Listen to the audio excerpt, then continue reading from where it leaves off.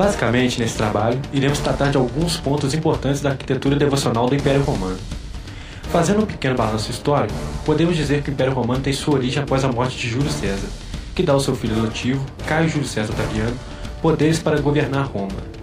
Otaviano, que após tomar posse do governo de Roma, passa a se chamar Augusto, é conhecido hoje como imperador de conquistas, prosperidade e expansão. Augusto, diferente de César, foi proclamado pelo Senado como imperador de Roma.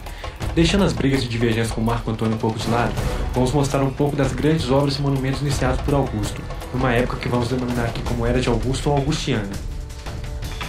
Em sua expansão imperial, Augusto implantou na maioria das cidades a ideia de templos, anfiteatros, fóruns, banhos públicos e vários outros equipamentos que até hoje podem ser visitados.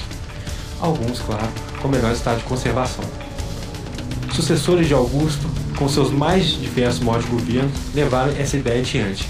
E são estes templos e fóruns resultado de séculos de produção de arquitetura e engenharia, o tema de nossos estudos. Inicialmente, cabe a nós destacar aqui a influência da arquitetura grega em quase todos os aspectos da arquitetura romana, especialmente no que se diz sobre templos e fóruns. A começar pela mitologia romana, que imita a mitologia grega e tem em seus deuses aspectos dos deuses gregos. Essa semelhança faz com que os templos romanos sejam, em sua maioria, dedicados aos seus deuses, assim como era feito na Grécia. Por toda a área ocupada pelo Império Romano, desde seu início no século I a.C. até o século IV d.C., encontramos o erguimento desses templos e outras grandes construções arquitetônicas. Algumas delas vamos mostrar aqui e destacar uma, que hoje se encontra em estado de conservação um pouco melhor que outros. Menção Carré, templos de Augusto e Lívia, templo da Concórdia de Dioscuros, templos de Marte Thor, templo de Marte Vingador, templos de Baalbek, Panteon, templo de Vespasiano, templo de Saturno, templo de Minerva, templo de Tauxut ou Tixit, Kussukuru, templo de Apolo de Dimeu, são exemplos das magníficas construções da arquitetura devocional feita durante todo o Império Romano.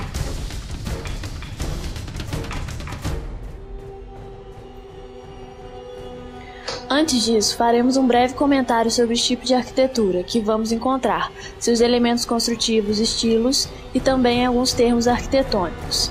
Em seus livros Dicionário dos Estilos Arquitetônicos, Koch descreve o templo romano da seguinte maneira: o templo é o desenvolvimento do templo grego.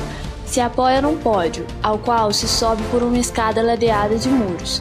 Em lugar da colunata que circunda a cela, localizam-se sobretudo, em épocas mais antigas, as semicolunas, enquanto o lado frontal é ocupado por um pórtico. As construções romanas seguiam basicamente um padrão grego de construção. Para facilitar nosso estudo, vamos juntar suas maneiras de se construir e enunciar as grandes ordens da linguagem clássica da arquitetura. São elas: toscana, dórica, jônica, coríntia e compósita. As quatro primeiras identificadas por Vitrúvio, grande arquiteto romano que viveu entre a transição da República e Império. A última identificada por Alberti. Sebastiano Célio foi o primeiro a mostrar as 5 ordens como uma série fechada. No contexto da era augustiana, iremos encontrar em maior número exemplares coríntios ortodoxos. Porém, alguns detalhes toscanos, dóricos e jônicos também estarão presentes nas construções. A divisão interna dessas construções é feita por colunas ou paredes, e cada ambiente é designado por nomes próprios. O pronaos, a antecâmara que antecede a cela e que se transformará mais tarde no nártex. A cela ou naos, delimitada por 4 paredes, é colocada a estátua da divindade ou o item decorativo e algumas vezes pode ser organizada em 3 alas, divididas por colunas. Segundo o número de colunas na fachada, os templos podem ser classificados como tetrástilo, pentástilo, hexástilo, octástilo, decástilo e dodecástilo, contendo de 4 a 12 colunas, respectivamente.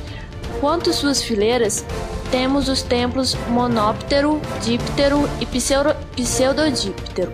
O primeiro tem apenas uma fileira de coluna ao seu redor, o segundo 2 fileiras, e o terceiro tem sua fileira interna embebida por paredes da cela.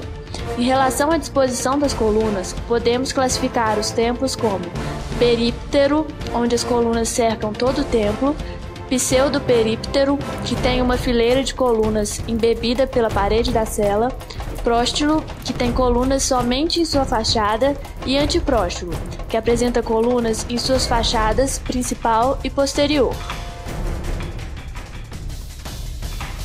Em relação aos elementos, podemos listar diversos deles presentes nas construções romanas.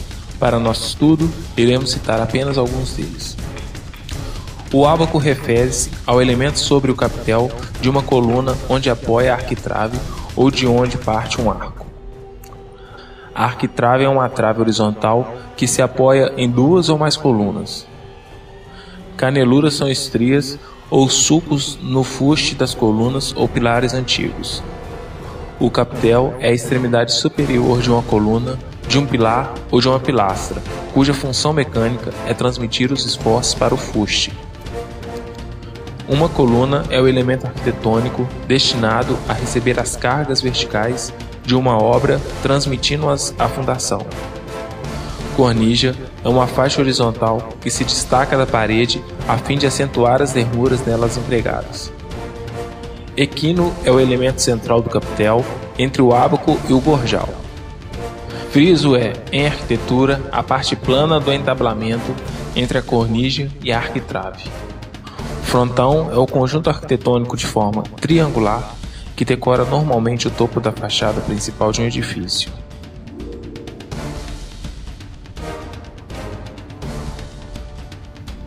O Império Romano herdou 3 ordens da Grécia: Dórico, Jônico e Coríntio. Outras 2 ordens foram desenvolvidas em Roma, a Toscana e a Compósita. Ordem Dórica, a primeira criada e a mais simples das 3 desenvolvidas na Grécia, estilo predominante nos mais importantes templos. Era empregada em templos dedicados a divindades masculinas. Os templos apresentavam colunas mais baixas e robustas, fuste com 16 a 20 frisos verticais, capitel e arquitrave simples e sem rebuscamento.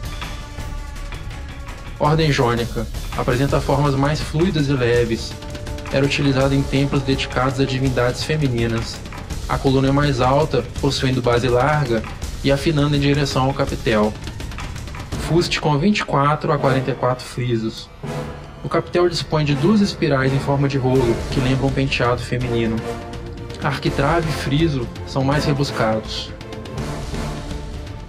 Ordem Coríntia, estilo mais decorativo e trabalhado que o dórico e o jônico. A coluna é mais alta, fuste composto por 24 frisos, capitel altamente decorado por adornos, estilo amplamente utilizado no Império Romano. Ordem Toscana, desenvolvida em Roma, simplificação do dórico, coluna com altura de 7 módulos, o fuste é liso e sem frisos, capitel bem simples e sem enfeites. Ordem Compósita, desenvolvida na época romana, considerada a versão tardia do coríntio, incorporando elementos do jônico. No capitel misturam-se elementos do jônico, como as espirais, e adornos do coríntio. A coluna apresenta altura de 10 módulos.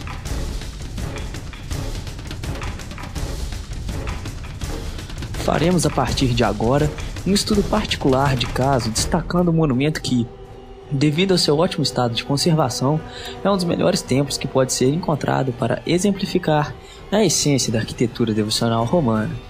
O Maison Carré, localizado na cidade de Nimes, sul da França, tem um estilo aparentemente puro romano, mas que, por ser uma das primeiras obras de Augusto, não é provido de todo o requinte de acabamento de outras obras posteriores. Construído entre os anos 19 e 16 a.C. e sobre um palco de aproximadamente 3 metros, o Maison Carré é um templo coríntio, pseudo-períptero e hexástilo. Sua planta é tipicamente no estilo romano toscano helenizado. Ao norte, há um pórtico próstilo, 3 vãos em cada lado e a configuração que equivale a um templo períptero, 6 por 11, das quais 8 das 11 nas laterais são embebidas por paredes. Suas medidas são de aproximadamente 3,4 metros por 26, e o material usado foi a pedra calcária local. As colunas, com aproximadamente 9 metros de altura, são ortodoxas, com capitéis ricamente esculpidas, apresentando uma variação ampla em seu tratamento. Os ábacos mostram um exemplo primitivo da faixa de folículos delgados, com as quais os romanos gostavam de decorar essa parte do capitel. A arquitrave é feita em 3 faixas separadas por uma moldura em pontas de rosário e laureada por uma grande moldura em óvalo e dardo, ou seja, forma de ponta de seta. O friso da faixa foi deixado liso para receber uma inscrição, mas os das laterais e fundos são ricamente elaborados por um arabesco romano. Entre o friso e os dentículos há uma moldura do tipo romana. Logo acima dos dentículos podemos observar uma fina faixa lisa e um ávalo em dardo que estão abaixo de uma série de modilhões e consolos, os quais os romanos costumavam colocar abaixo da cornija. Estes consolos são do tipo primitivo, no qual a saliência maior está voltada para fora e sua decoração é simples. Existe no friso da fachada vestígios de uma inscrição feita na época de sua inauguração em letras de bronze. O frontão triangular tem ornamentos que seguem o mesmo padrão do restante, cercado por uma pequena faixa acima da cornija e de aspecto grego. Por fim, depois de uma breve passagem pelas estruturas arquitetônicas devocionais do Império Romano, podemos observar que vários vestígios desses elementos clássicos são vistos até hoje e influenciaram, de certa forma, algumas construções desde o início da Idade Média, com o fim do Império até as construções contemporâneas.